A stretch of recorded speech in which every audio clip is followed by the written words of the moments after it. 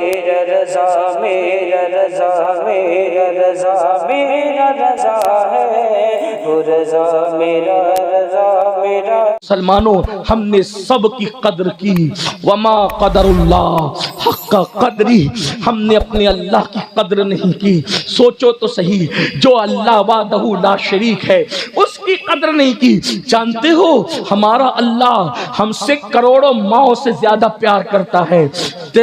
تلہاری والوں اگر برا لگے تو معاف کرنا، پیر ہم سے جتنا پیار نہیں کرتا اس سے زیادہ اللہ ہم سے پیار کرتا ہے۔ امی جتنا پیار نہیں کرتی اس سے زیادہ اللہ پیار کرتا ہے۔ دوست جتنے پیار نہیں کرتے اس سے زیادہ اللہ پیار کرتا ہے۔ بیوی بچے جتنا پیار نہیں کرتے اس سے زیادہ اللہ پیار کرتا ہے۔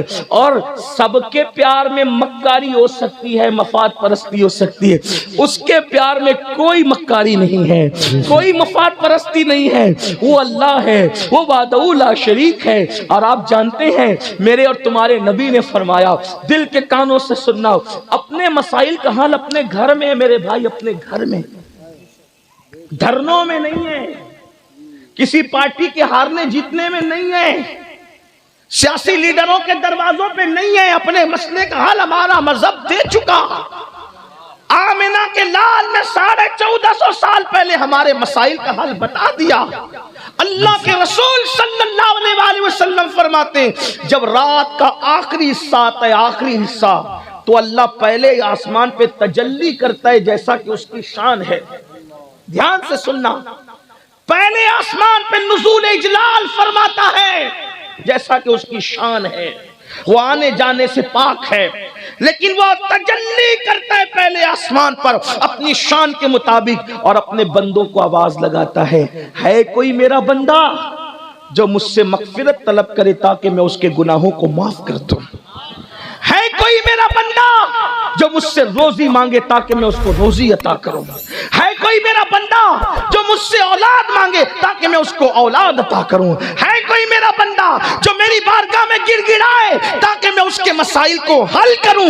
جب اللہ خود فرما رہا ہے کہ آؤ مانگ لو، اور ایک دو دن نہیں، صرف شب برات اور شب قدر کا قصہ نہیں ہے، اللہ کے سچے نبی نے فرمایا ہر رات کے آخری حصے میں اللہ کی رحمتیں پکار پکار کر کہتی ہے مانگو کیا مانگتے ہو، لیکن اللہ کی یا مانگنے والوں کی بھیڑ نظر نہیں آتی۔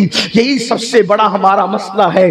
جس دن مسلمان اللہ کی چوکھٹ پہ گڑ گڑانے لگے اس دن اپنا ہر مسئلہ حل ہوگا۔ اور یاد رکھنا، دکھ مت کرو، غم مت کرو، اللہ محمد الرسول اللہ کا رب ہے۔ سوچو تو صحیح، جب نبی کبھی نہ نہیں کہتے، میرے امام کہتے ہیں واہ کیا جود و کرم ہے شہ بتہاں تیرا، نہیں سنتا ہی نہیں مانگنے والا تیرا۔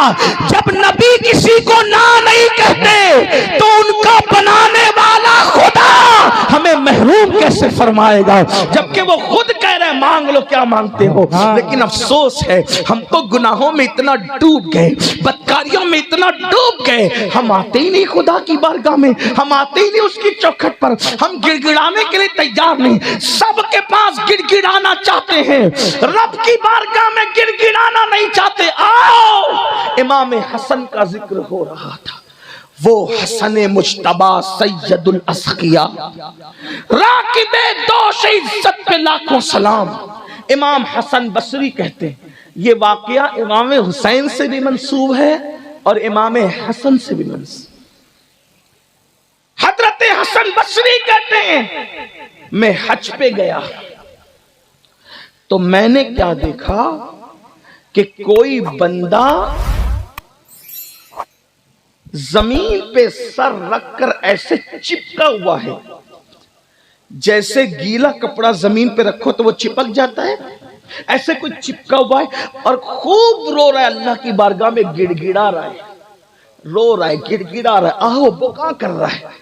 اس کے رونے کو، اس کے خوف خدا کو، اس کی خشیت کو سن کر میں تڑپ گیا۔ میں نے سوچا حسن بصری شاید کوئی واعظ اور مقرر نے اس دیہاتی کو ورغلا دیا اور اتنا مبالغے سے کام لیا واعظ نے کہ یہ بندہ اللہ کی رحمت سے ایسا لگتا ہے مایوس ہو گیا ہے۔ تو میں جب یہ سجدے سے سر اٹھائے گا تو اس کو تسلی دوں گا کہ اللہ کے بندے اللہ سے امید بھی کر، مایوس نہ ہو، ڈر بھی امید بھی کر۔ ایمان خوف اور امید کے درمیانی کیفیت کا نام ہے۔ جب یہ سجدے سے سر، لیکن وہ اتنا رو رہا تھا کہ اس کے آنسو بہ رہے تھے، زمین سے بہ رہے تھے، داڑھی تر تھی۔ میں نے سوچا یا اللہ اسے توفیق دے کہ سر سجدے سے اٹھائے، کہ یہ مر نہ جائے، سجدے ہی کے اندر اس کی روح نہ نکل جائے۔ میں پہچان نہیں پایا، لیکن جب اس بندے نے سر کو سجدے سے اٹھایا تو میں اس کی کیا اصلاح کر سکتا تھا، وہ میری اصلاح ہو گئی، کیونکہ وہ کوئی اور بندہ نہیں تھا، وہ امام حسن ابن علی تھے، جو اللہ کے خوف سے اتنا آنسو بہا رہے تھے۔ میں نے سوچا جنتی جوانوں کا سردار جب اللہ کے لیے اتنا روتا ہے تو ہمیں کتنا رونا چاہیے۔ میری قوم کے جوانوں سچ بتانا، کیا کبھی ہمیں اللہ کے لیے رونا آتا ہے؟ اللہ کے خوف میں کبھی رونا آتا ہے؟ خدا کی خشیت سے کبھی رونا آتا ہے؟ 500 کی نوٹ گم ہو جائے تو رو دیں گے، کسی کا انتقال ہوگا تو رو دیں گے، لیکن کبھی اپنے گناہوں کو یاد کر کے اتنے غافل ہو گئے کہ شیطان بھی کبھی کبھی پناہ مانگتا ہوگا۔ ہے حدیث ایسی ہے، اللہ کے رسول علیہ السلام فرماتے ہیں جب کوئی مرد کسی مرد کے ساتھ بدفعلی کرتا ہے تو شیطان اللہ کے ڈر کی وجہ سے وہاں سے بھاگ جاتا ہے، شیطان بھاگ جاتا ہے مرد جب مرد کے ساتھ بدفعلی۔ اور کتنی بدفعلی ہو رہی ہے آج کل، تو دوستی ہی اسی وجہ سے ہوتی ہے کہ کسی خوبصورت سے دوستی کریں گے تو اس کے ساتھ بدفعلی کرنے کا موقع ملے گا، حالانکہ شیطان وہاں سے بھاگتا ہے۔ شیطان یہ اپنی طرف سے نہیں کہہ رہا ہوں، حوالے کے طور پہ کتاب کا نام جا کر دیکھ لینا، قرۃ العیون کے اندر فقیہ ابو اللہ سمرقندی نے لکھا جب کوئی مرد کسی مرد کے ساتھ بدی کرتا ہے تو شیطان بھی وہاں سے بھاگ جاتا ہے، اور اتنا ہی نہیں بلکہ اللہ کا عرش کانپ جاتا ہے، اور اس وقت اللہ کا عذاب زمین پر آنے لگتا ہے تو فرشتے عرش کو پکڑ کر کے قل هو اللہ کی تلاوت شروع کرتے ہیں، اور اس وقت تک وہ تلاوت جاری رکھتے ہیں جب تک اللہ کا غضب ٹھنڈا نہیں ہو جاتا۔ خدا کے غضب کا جوش اور خدا کے غضب اور اس کے جلال کی کیفیت جو ہے، اللہ اکبر اللہ اکبر، وہ جو غضب کی کیفیت ہوتی ہے جب تک کہ وہ ٹھنڈی نہیں ہو جاتی اس وقت تک کہ فرشتے قل هو اللہ پڑھتے رہتے ہیں۔ یعنی کہ انسان اتنا گر گیا کہ کہیں شیطان بھی بھاگ رہا ہے۔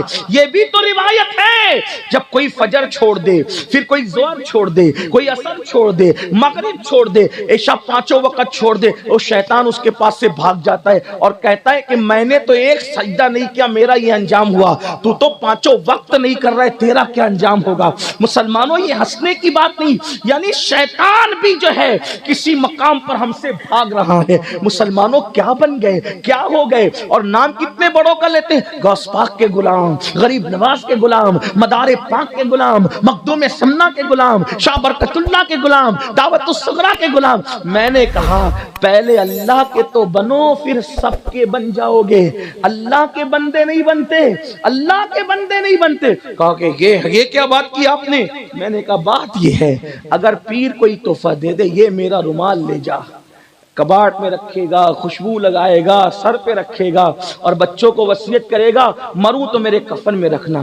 میں نے کہا بہت اچھی بات ہے، میں انکار نہیں کرتا، کوئی میں نے بھی کچھ تبرکات رکھے اور اسی کو نجات سمجھتا ہوں، لیکن ایک بات کہتا ہوں ایمان لگتی، اگر پسند آئے تو غور کرنا گھر جا کے۔ پیر کے دیے ہوئے تحفے کی اتنی قدر کی، لیکن اللہ کے دیے ہوئے تحفے کی کیا قدر کر رہے ہو؟ اللہ کے دیے ہوئے تحفے کی کیا کہا؟ اللہ نے کیا تحفہ دیا؟ میں نے کہا تحفے کو، اسی تحفے کو نماز کہتے ہیں۔ اللہ نے تحفہ بھیجا کس کے ہاتھ سے؟ اللہ نے اپنا تحفہ ڈائریکٹ نہیں دیا، ذریعہ کس کو بنایا؟ محمد الرسول اللہ کے ہاتھوں سے بھیجا۔ سوچو پیر کے تحفے کا اتنا احترام اور اللہ کے دیے ہوئے تحفے کی کیا قدر، نہ ظہر نہ عصر نہ مغرب۔ پھر کہتے ہیں مسلمان ہے، میں کہتا ہوں کیسا مسلمان ہے یہ جو اللہ کے تحفے کی قدر کرنا نہیں جانتا؟ یاد رکھیے سب کے نہیں بن سکو گے جب تک رب کے نہیں بن سکو گے۔ اگر سب کے بننا ہے تو پہلے رب کا بننا پڑے گا، ورنہ کہیں پناہ نہیں ملنے والی۔ جس غوث پاک